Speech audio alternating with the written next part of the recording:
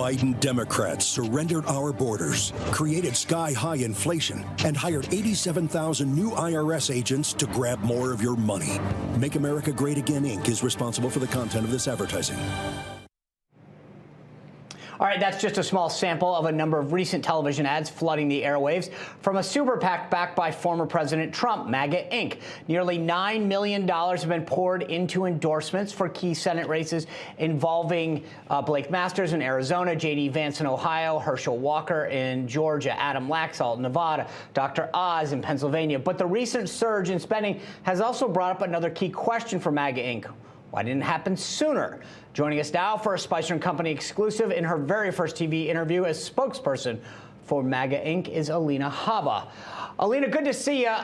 So all total, that looks like about $9 million.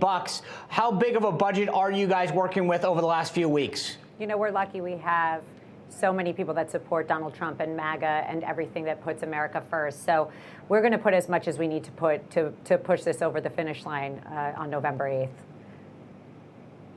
So, Alina, there's been some criticism that money wasn't spent sooner. For example, the Congressional Leadership Fund has spent over $200 million, and the Senate Leadership Fund has spent close to that. You all have $100 million in the bank right now. So why has it taken longer? And are you planning on spending more in the final 14 days here? Listen, the reality is we've spent $9 million in the last 2 weeks alone, right? That's not a small amount of money. So we're going to go and spend as much as we need to get these people over the finish line. But there's a lot of things that we're not talking about here. Remember, Donald Trump has been out on the ground in rallies where he's getting a lot of people that are first-time attendees, people that have never voted. I think it's a third amount of people that are going to these rallies.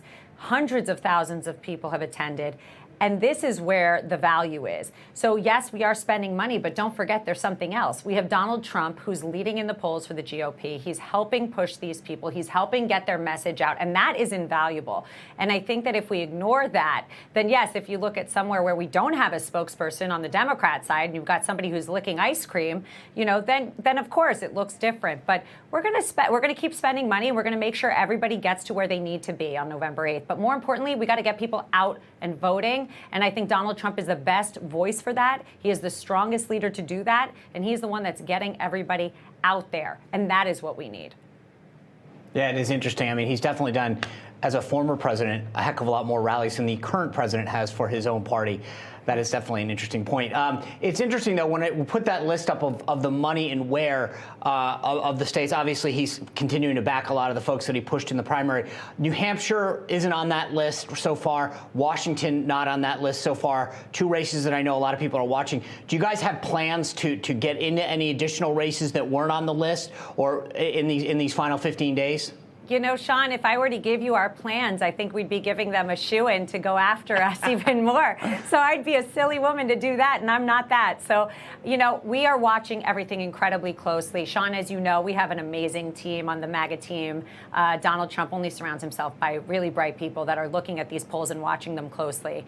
The people that he has endorsed, let's not forget, 309 endorsements. He has 99% victories for anybody he endorses. He has not been quiet. He is going to help out, and we are going to do it where we need it. But I won't show our cards just yet. We're going to make sure we're good November 8th. Okay, Alina, Democrats have been outspending Republicans by a considerable margin across the board.